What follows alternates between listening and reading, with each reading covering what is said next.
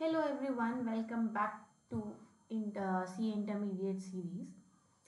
तो आज की वीडियो का टाइटल है examination in advance accountancy in CA intermediate. इस वीडियो में मैं शेयर करूंगी कि मैंने एडवांस अकाउंटेंसी में कैसे पढ़ा और एग्जामिनेशन क्लेम करी। सबसे पहले तो मैंने फर्स्ट थिंग इज कि रेगुलर क्लासेस अटेंड करो। रेगुलर क्लासेस विद कंसिस्टेंसी, मतलब अगर आपने क्लास ली है तो उसको पूरी ख़त्म करके ही रहो। पूरी ख़त्म करने का मतलब ये नहीं है कि आप 2x स्पीड पे देख रहे हो या 1.5x स्पीड पे। कुछ कुछ कॉन्सेप्ट्स होते हैं जो आपको आते हैं या फिर सर और बच्चों के लिए बहुत ज़्यादा डिटेल में पढ़ा रहे होते हैं, लेकिन आपका वो कॉन्सेप्ट क्लियर होता है तो आप उसको स्किप ना करके थोड़ा सा स्पीड में देख लो उतना पार्ट, लेकिन पूरे लेक्चर्स देखना ज़रूरी है। और जो लोग कहते हैं कि हम तो 3x 2x स्पीड पे देखने के बाद भी हमने इतने अच्छे मार्क्स ले आए, I don't know how do they do that. उनके पीछे का मेरे हिसाब से तो यही रहता है कि उन्होंने पहले पढ़ा हुआ रहता है और वो 2x पे देख के 3x पे देख के जैसे कि हमने क्लियर कर लिया एग्ज़ाम। लेकिन मतलब एक तो कंसिस्टेंसी ये नहीं होना चाहिए कि आपने क्लासेस ली, क्लास स्टार्ट करी, 10 लेक्चर देखने के बाद आप बोर हो जाते हो। और आई थिंक कि सभी हो जाते हैं, 8 10 15 लेक्चर तक बहुत मोटिवेशन रहता है हमारे अंदर। उसके बाद या तो कुछ ना कुछ हो जाता है हमारी लाइफ में कि हम क्लासेस नहीं देख पाते। लेकिन जब आप ट्रैक पे आ जाओ 2 दिन 3 दिन, आपको वापस से क्लास शुरू करना इज इम्पॉर्टेंट। वरना क्या होता है कि अगर हम सोचते रहते हैं कि कल से स्टार्ट कर लूंगी और थोड़े दिन से इतना ज़्यादा डिसबैलेंस हो रखा है लाइफ में, यहाँ पे हमारा थोड़ा सा क्लासेस देखने का टाइम नहीं मिल रहा है या कुछ हो गया है, तो अगर आपने एक बार छोड़ दी ना फिर वो छूटी ही रहेंगी, वो पाइल अप होते जाएगा आपका काम। बिकॉज आपके जो प्लान्स आगे के हैं वो आते जाएंगे, आपको दोनों तरफ की टेंशन रहेगी कि ना मैं लेक्चर देख पा रही हूँ, ना जो मेरे आगे के प्लान्स थे ना वो कम फुलफिल हो पा रहे हैं। तो अगर आप लेक्चर देखते रहोगे ऑन डेली बेसिस, प्लस बस एक चीज़ करनी होती है छोटी सी, जो सर होमवर्क देते हैं जो क्लास के एंड में, और हर क्लास में होमवर्क नहीं मिलता, this is the plus point for us. Intermediate में हर एक क्लास में हमें होमवर्क नहीं मिलता। कभी कभी जब होमवर्क मिलता है बस वो क्वेश्चन ज़रूर करो होमवर्क के टाइम पे उसी दिन या नेक्स्ट लेक्चर देखने से पहले, दैट इज़ वेरी इंपॉर्टेंट। चाहे आपका लेक्चर जैसे आप अगले दिन देखने बैठे और आपको लग रहा है कि अगर मैं होमवर्क करने बैठी तो मेरा टाइम वेस्ट हो जाएगा या फिर हो सकता है कि मेरा आज का लेक्चर कंप्लीट ना हो पाए, तो आप एक बार ट्राई तो करो। आप ये सोच लो कि 10 मिनट या 15 मिनट मैं होमवर्क को दूंगी, जितना होमवर्क मेरा हो पाएगा। और यू वॉन्ट बिलीव मी कि आप जब एक बार करने बैठते हो ना होमवर्क, आपको करने से पहले लगता है कि यार बहुत टफ है, वो कॉन्सेप्ट तो सर के साथ हो गया था क्लास में, अब मैं अकेले कैसे करूँ, अकेले करने की हिम्मत नहीं होती। लेकिन जब हम एक बार करते हैं ना और एक बार भी हमारा एक क्वेश्चन भी बन जाता है, फिर हमें और मोटिवेशन आता है कि हाँ ये तो बहुत इजी इजी क्वेश्चन हैं, ये हो जाएंगे, और हम कर भी लेते हैं। कुछ कुछ क्वेश्चंस में जिसमें हम अटकते हैं वो नेक्स्ट लेक्चर में सर खुद ही ले लेते हैं कि आप इस पॉइंट में ये वाला क्वेश्चन हम क्लास में करेंगे, तो वो उस टाइम पे ऑटोमेटिकली क्लियर हो जाता है। ऑल्सो कुछ कुछ टीचर्स होते हैं कि लेक्चर से पहले थोड़ा सा होमवर्क डिस्कस कर लेते हैं, तो जो हम 15 मिनट यहाँ पे होमवर्क के लिए देते हैं वो हमारा वहाँ पे भी सेव हो जाता है, क्योंकि जब हमारे सारे आंसर्स बन जाते हैं तो हम वो क्लास स्पीड में देख लेते हैं। मैंने कभी स्किप नहीं किया लेक्चर्स, चाहे होमवर्क करके रखा है तभी मैंने स्किप नहीं किया, क्योंकि कई बार होता है कि हमने किसी और कॉन्सेप्ट से आंसर निकाल लिया, लेकिन सर एक राइट कॉन्सेप्ट दे रहे होते हैं जिस करेक्ट रीजन की वजह से वो आंसर आना चाहिए था, तो वो चीज़ बहुत इंपॉर्टेंट होती है। तो रेगुलर क्लासेस ली कंसिस्टेंसी यही गेम चेंजर होती है। जिन फैकल्टी से क्लास ली है उनकी ही बुक्स रेफर करना, मतलब मैंने तो उन्हीं की बुक्स रेफर की थी, उन्हीं के ही जो क्वेश्चन बैंक था उसी को ही फॉलो किया था through out my journey. Module honestly I would say कि मैंने ज़्यादा नहीं छुई थी, मेरी साफ मॉड्यूल रखी है। एक दो चैप्टर्स के लिए मैंने रेफरेंस लिया था मॉड्यूल का, and that is I think so enough, जिसमें हमें बहुत ज़्यादा जो हमारे वेटेज वाले चैप्टर होते हैं या जो हमें क्लास में समझ नहीं आ पाए और हमें और प्रैक्टिस चाहिए, तो मैंने उन क्वेश्चंस को मॉड्यूल से थोड़ा सा और ज़्यादा किया था। उसके बाद क्लास के टाइम पे ही मैंने बुक में क्वेश्चंस को मार्क कर दिया था। तो मैंने क्लास के टाइम पे बुक में क्वेश्चंस मार्क कर दिए थे कि कौन सा क्वेश्चन मेरा एक्सट्रीम इंपॉर्टेंट वाले टैब में जाएगा, कौन सा रिवाइज बिफोर एग्जाम, कौन सा सी बिफोर एग्जाम। देखो हर एक क्वेश्चंस का ना मैंने लेवल सेट कर रखा था। आपके लिए हो सकता है ABC स्ट्रैटेजी हो, मेरे लिए ये वाली स्ट्रैटेजी थी।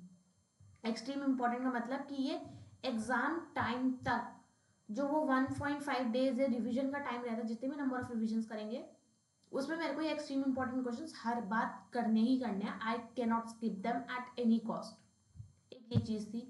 Revise before exam questions are like कि you have to do it in every revision. और रिविजन क्या होता है, जब हम क्लासेस के टाइम पे हम मार्क कर रहे होते हैं, हमें स्टार्टिंग में जब हम फर्स्ट टाइम कर रहे होते हैं सारे क्वेश्चन हमें हार्ड लगते हैं। मतलब अगर फैकल्टी भी कह रहा होता है कि ये वाला इजी क्वेश्चन है, यू कैन स्किप इट, तो इसको या मार्क मत करो LDR वगैरह, मैंने फिर भी मार्क किया था क्योंकि वो मेरे को टफ लग रहा था। जो क्वेश्चन मेरे को टफ लग रहा था वो मैं एडिशनली मार्क करती थी। जो सर कहते थे वो तो बिना सोचे समझे कि ये तो मार्क करना ही करना है, क्योंकि ये सर ने बोला तो ये ऑलरेडी इंपॉर्टेंट लिस्ट में है, उसमें तो हमें अपना दिमाग लगाने की जरूरत है ही नहीं। लेकिन जो क्वेश्चन सर नहीं कह रहे और क्लास में सॉल्व करते टाइम मैं अटक गई किसी पॉइंट पे, या फिर ये लगा कि यार ये एक थोड़ा सा माइन्यूट ट्रिकी कॉन्सेप्ट है जो मेरे दिमाग में एक बार में फिट नहीं हुआ या 2 बार में फिट नहीं हुआ, तो मैं उसको हैंड टू हैंड मार्क करती थी, चाहे रिवाइज बिफोर एग्जाम ही RBE लिख देती थी मैं। तो रिवीजन रिवीजन होते टाइम रिवीजन 1 में वो RBE करती थी, फिर रिवीजन 2 तक अगर वो सिंपल क्वेश्चन होता था तो वो मेरा C बिफोर एग्जाम में स्किप हो जाता था, फिर रिवीजन 3 में वो C बिफोर एग्जाम से भी हट जाता था। ऐसा भी हुआ है मेरे साथ। तो जैसे हम रिवाइज करते जाते हैं ना, तो जो हार्ड लेवल क्वेश्चन होते हैं, कई बार क्या होता है हमारे C before exam revise before exam वाले कॉन्सेप्ट एक्सट्रीम इंपॉर्टेंट क्वेश्चन में ऑलरेडी इंक्लूड हो जाते हैं। तो वो चीज़ हमें रिवाइज करते टाइम ही हमें वो बाइफिकेशन पता लग पाता है कि हमने क्या क्या मार्क किया था और क्या क्या अब हम हटा सकते हैं। हम इस लेवल पे आ गए हैं, हमारी अंडरस्टैंडिंग इतनी हो गई है कि हम उनको हटा सकते हैं, राइट। तो इस मार्किंग से मेरे दिमाग में क्लियर लेवल सेट हो गया था कि कौन सा क्वेश्चन छोड़ना बिल्कुल नहीं है, राइट।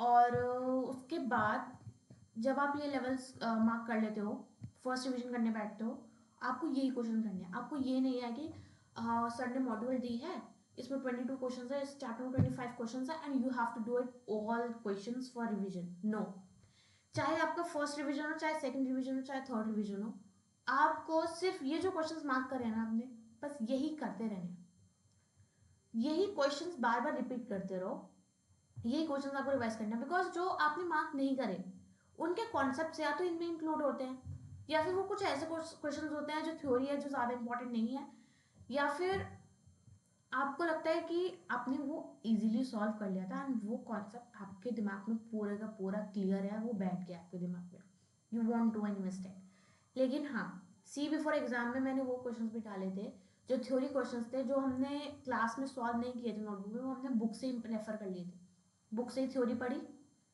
और हो गया। तो वो थ्योरी क्वेश्चंस, ज़्यादातर थ्योरी क्वेश्चंस ही C बिफोर एग्जाम में गए थे मेरे। उसके बाद अब एग्जाम से पहले जो 1 से 1.5 दिन का टाइम होता है वो हमारा गोल्डन पीरियड होता है। उसमें सिर्फ रिवाइज बिफोर एग्जाम और एक्सट्रीम इंपॉर्टेंट क्वेश्चंस की प्रैक्टिस की, हर रिवीजन के साथ। क्वेश्चन का लेवल अपडेट होता रहता था, वो मैंने आपको बता दिया। लास्ट रिवीजन में जो एडजस्टमेंट्स हार्ड लगे थे वो मैंने लिख लिया। जो एडजस्टमेंट्स हार्ड लगे या फिर जो फॉर्मूलाज जो बार बार मैं मिस्टेक कर रही थी, या फिर वो फॉर्मूला मेरे दिमाग में, मैं हर बार कभी उसका न्यूमरेटर याद रहता है, कभी उसका डिनोमिनेटर याद रहता है, या फिर वो फॉर्मूला में ही मेरे को कोई दिक्कत हो रही है, वो भी मैंने एक लिस्ट बनाई। ऐसे नहीं कि आप एक ही पेज में इतना बड़ा बड़ा लिख रहे हो और इतने सारे उसी ही आप इन्हीं पेजेस का पूरा एक बंच बना ले रहे हो। Try to concise is maximum to 2 to 3 pages, उससे ज़्यादा मत लेके जाना क्योंकि उससे ज़्यादा आप कर भी नहीं पाओगे। मेरा 2 पेजेस में बन जाते थे ये 1.5 डेज का रिवीजन स्ट्रैटेजी, जिसमें मैंने हार्ड एडजस्टमेंट्स लिखी, फॉर्मूलाज लिखे और एक प्लेन शीट प्रिपेयर करी जिसमें मैंने ये सब चीज़ें लिखी थी नॉर्मल, और उस शीट में भी मैंने इम्पॉर्टेंट मार्क कर दिया था कि ये चीज़ इम्पॉर्टेंट है और मुझे एग्ज़ाम सेंटर में जाने से पहले ये ज़रूर पढ़ना है। चाहे मैं एक बार पढूं, चाहे 2 बार पढूं, चाहे 3 बार पढूं, लेकिन ये पढ़ के ज़रूर जाना है। वो जो शीट होती है ना, ये बहुत इंपॉर्टेंट शीट होती है और ये रोल प्ले करती है जब क्वेश्चन आता है ना, और चाहे एमसीक्यू क्वेश्चन हो, चाहे फुल फ्लेज्ड क्वेश्चन हो, कुछ ना कुछ एडजस्टमेंट होते हैं जो वो टफ डालेंगे। और वो एडजस्टमेंट्स की नोटिंग जब हम प्लेन पेज पे रख के रखते हैं तो हमने एग्जाम सेंटर में जाने से पहले वो पढ़े होते हैं, तो हमारे को एकदम से क्लिक हो जाता है कि उससे नोटिंग हमारी कनेक्ट हो रही है। ये एडजस्टमेंट हमारे प्लेन पेज पे यहाँ पे लिखी हुई थी, आपको पूरा पेज ना ऐसे एग्जाम में सामने दिख जाएगा ना होते हुए भी, तो बहुत ज़्यादा हेल्प होती है ये। मतलब एक तरीके से मानो कि ये जो एक शीट होती है ना 1.5 दिन के लिए, ये सबसे पावरफुल वेपन होता है। चाहो तो उसमें चैप्टर के क्वेश्चन नंबर भी लिख सकते हो आप। बस यही स्ट्रैटेजी थी मेरी जो मैंने फॉलो करी। और फॉर एएस, देखो एएस नंबर याद करने पे फोकस नहीं किया मैंने। पहले मैंने एएस का कॉन्सेप्ट समझा कि एएस, चाहे फर्स्ट रिवीजन में भी मैंने एएस याद नहीं किया, एएस नंबर याद नहीं करा, सेकंड रिवीजन तक भी मैंने एएस नंबर याद नहीं किया था। लेकिन जो मेरे को एएस ये रिवीजन के टाइम पे इजी लगते रहे, उनका नंबर ऑटोमेटिकली खुद दिमाग में कहीं ना कहीं हो जाता है कि ऐसा कुछ एएस नंबर था। फिर जब थर्ड रिवीजन का टाइम आता है ना, तब मैंने ध्यान दिया कि अब मुझे एएस का कॉन्सेप्ट समझ आ गया। हर एक एएस का मुझे पता है कि इस एएस में ये गिवन है, हम मुझे अंदर का कंटेंट समझ आ गया, मेरे क्वेश्चन सॉल्व होने लग गए। उसके बाद मैंने एएस नंबर की लिस्ट बनाई। मैंने एक पूरी लिस्ट बनाई, बुक में लिखी रहती है, बुक की लिस्ट मत लो, क्योंकि जब तक आप खुद अपने हाथ से नहीं लिखोगे ना तब तक वो याद नहीं होते हैं। जब हम हाथ से लिख रहे होते हैं तब लाइन वाइज ही लिस्ट बनाना। वो AS1 is for this, AS2 is for this. पहले पहले इंपॉर्टेंट एएस की लिस्ट याद करो, जैसे AS15, AS16, AS2, ऐसे ऐसे करके इंपॉर्टेंट एएस की लिस्ट याद कर ली। बोरिंग कॉस्ट ये वाला एएस है, पीपी ये वाला एएस है, इन्वेंट्रीज ये वाला एएस है। तो ऐसे पूरा याद करने के बाद बीच के एएस मैंने स्किप कर दिया। पहले जो इंपॉर्टेंट एएस नंबर है वो याद करने की कोशिश करी। फिर जो लास्ट रिवीजन था उसमें मैंने क्या किया, अब जो मेरी तो लिस्ट आधी हो गई क्योंकि मैंने इंपॉर्टेंट एएस तो ऑलरेडी लर्न कर लिए। अब मेन मोटिव था कि AS1 से लेके AS5 मेरे को पता है, AS1 पता है, AS5 पता है, मेरे को बस क्या याद करना है, 2, 3 और 4। AS2 किसका है, AS3 किसका है, AS4 किसका है, ऐसे फॉर एग्जाम्पल मैं ले ली। अब जैसे 10 से ले 10 याद, AS नंबर 10 याद किया मैंने और AS नंबर 16 विद उसकी हेडिंग ये याद कर लिया।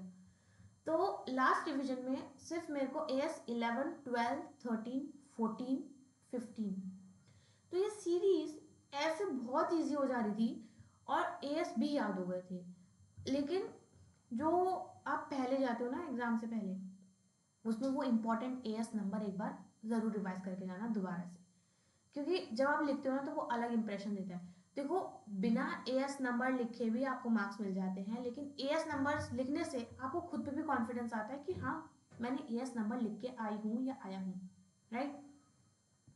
और उसके बाद आपको आंसर फ्रेम करने में भी इजी हो जाता है।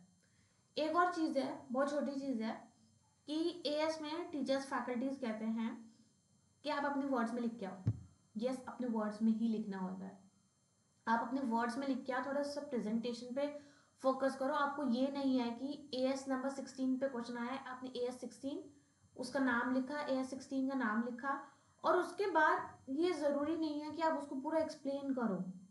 नो, नॉट नेसेसरी कि आप एएस में जो डेफिनेशन गिवन है वही डेफिनेशन आप क्वेश्चन पेपर में आंसर शीट पे लिख के आओ, कोई ज़रूरत नहीं होती। बिकॉज वहाँ पे वो हमारे ये नहीं देख रहे होते। जब हम क्वेश्चन सॉल्व कर रहे होते हैं हमें पता होता है कि उसका कंटेंट, क्योंकि हमने पहले कंटेंट याद करने पे फोकस किया था कि क्वेश्चन कैसे सॉल्व करने, तो हमें क्वेश्चन सॉल्व करने आते हैं। तो जो क्वेश्चन सॉल्व करते करते आपने स्ट्रैटेजी अपनाई थी कि दिस इज ऐसा हुआ तो ये बोरिंग कॉस्ट बनेगा, तो it will be included in borrowing cost. बस वही एक लाइन थोड़ी सी लिख के आनी होती है, उसके बाद क्वेश्चन सॉल्व कर दो और पूरे नंबर मिलते हैं। और आपका भी हेडेक बहुत ईजी हो जाती है कि आपको एक टेंशन नहीं रहती कि मैं कुछ गलत तो नहीं लिख के आया, क्योंकि एग्जैक्ट डेफिनेशन याद करना is such a big task, right. अब एक एडवाइस कि जो मैंने अपने through out the experience intermediate journey वो मैंने करी है कि रिवीजन के टाइम पे मैंने क्वेश्चंस का लेवल अपडेट किया। जो मेरा रिवाइज बिफोर एग्जाम था वो मेरा सी बिफोर एग्जाम भी बना है, कभी कभी एक्सट्रीम इंपॉर्टेंट क्वेश्चन भी बन गया है, क्योंकि मुझे लगा कि ये एग्जाम से पहले मुझे एक बार करना ज़रूर है। कई बार सी बिफोर एग्जाम क्वेश्चन मैंने काट भी दिया कि अब ये मुझे करने की जरूरत नहीं, बिकॉज मैंने 3 रिविजन्स में इसको कर लिया है, अब एग्जाम से पहले मुझे करने की जरूरत नहीं है, 2 रिविजन में मेरा ये कवर हो गया है क्वेश्चन, वो काटा भी है मैंने। तो ऐसे रिविजन ऑफ क्वेश्चन का लेवल वो अपडेट होते रहता है। प्लस कंसिस्टेंसी और डिसिप्लिन, ये बहुत ज़्यादा इंपॉर्टेंट है। आप मोटिवेट रहोगे उससे कोई फर्क नहीं पड़ता, क्योंकि आप मोटिवेट हो उससे कोई आउटपुट नहीं आ रहा है। Motivation is an added advantage, लेकिन जो कंसिस्टेंसी और डिसिप्लिन है, चाहे आप पूरे फेड अप हो चुके हो, चाहे आप number of revisions number of questions बार बार देख देख के आप बोर हो चुके हो, हाँ हमने पहले अटेम्प्ट में भी ये वाला क्वेश्चन किया था, अब दोबारा से ये वाला क्वेश्चन हमें दोबारा करना पड़ा है just because we got failed. करो, बैठ के करो, चाहे ये मत सोचो कि मैंने पहले कर रखा है तो ये मुझे आता है, नहीं। क्योंकि ऐसा मेरे साथ हुआ था कि मैंने सोचा कि ये मैंने कर लिया था पहले, तो मैंने इस टाइम पे उस क्वेश्चन को ज़्यादा एडवांटेज नहीं दिया। तो हुआ क्या, जब एग्जाम में आया तो I was dicey with my answer. जो मेरे को प्रीवियस अटेम्प्ट में क्वेश्चन बिल्कुल अच्छे से आता था, नेक्स्ट में मैं डाइसी हो गई कि यार यही पक्का यही फॉर्मूला था ना, यही स्टेप्स फॉलो करने थे ना इस आंसर को सॉल्व करने के लिए, या फिर यही आंसर आना था ना, इसी तरीके से सॉल्व करना था ना। उस टाइम पे अंडर प्रेशर वो 3 घंटे के अंदर आप इतना हो जाएगा कि यार जो मेरे को इतने अच्छे से क्वेश्चन आता था वो आज मैं भूल गई हूँ। तो उसकी वजह से बाकी क्वेश्चंस बिगड़ने का भी चांसेस बहुत ज़्यादा रहते हैं। कंसिस्टेंसी रहो, हर दिन आपको पढ़ाई करनी है। बस ये देख लो कि अगर आपके पास 3 महीने हैं तो तीनों महीने आपको पढ़ाई करनी ही करनी है। अगर आपका 2 दिन का मोमेंटम ब्रेक भी हो गया है तो थर्ड डे मुझे बैठना ही बैठना है, चाहे मुझे प्रीवियस जो मैंने 2 दिन पहले पढ़ा था वो याद हो ना हो। क्योंकि ज़्यादातर क्या होता है कि हमें ये याद नहीं रहता कि हमने 2 दिन पहले क्या पढ़ा था, क्योंकि हम तो पूरा ब्रेक में चले गए थे और याद रहता भी नहीं है। तो हम ये सोचते हैं कि यार वापस कनेक्ट कैसे करूँगी, कनेक्ट करने में ही मुझे 2 दिन और लग जाएंगे। ये सब मत सोचो, अगर आ भी रहा है थॉट को आने दो, लेकिन पढ़ने वापस ज़रूर बैठ जाओ। बस यही है, सिंपल स्ट्रैटेजी है। एग्जाम्शन लाएंगी, जस्ट क्या करना है, मैंने in total of 3 to 4 revision ज़रूर किए थे। 3 रिविजन्स तो मिनिमम थे जो मैं करके गई थी आराम से, और हो भी जाते हैं। जब हमने ये बाइफिकेशन कर लिया ना कि 22 क्वेश्चन नहीं, सिर्फ रिवाइज बिफोर एग्जाम क्वेश्चंस करने हैं, तो उसमें सिर्फ 7-8 क्वेश्चन ही रहते हैं हर एक चैप्टर में जो हमें करने होते हैं। तो 7-8 क्वेश्चन बार बार करने में ज़्यादा टाइम नहीं लगता, और जैसे जैसे आप करते जाते हो वो क्वेश्चन और जल्दी जल्दी सॉल्व होने लगते हैं। तो बस रिविजन पे फोकस करो, और ये ध्यान रखो कि इस अटेम्प्ट में हमें ये चैप्टर निकालना है, और I will claim an exemption in this, right. Exemption की लेवल की तैयारी करो। So that is all for this video. अब नेक्स्ट वीडियो में मिलते हैं जिसमें हम दूसरे सब्जेक्ट के बारे में मैं अपनी एक्सपीरियंस शेयर करूँगी। बाय।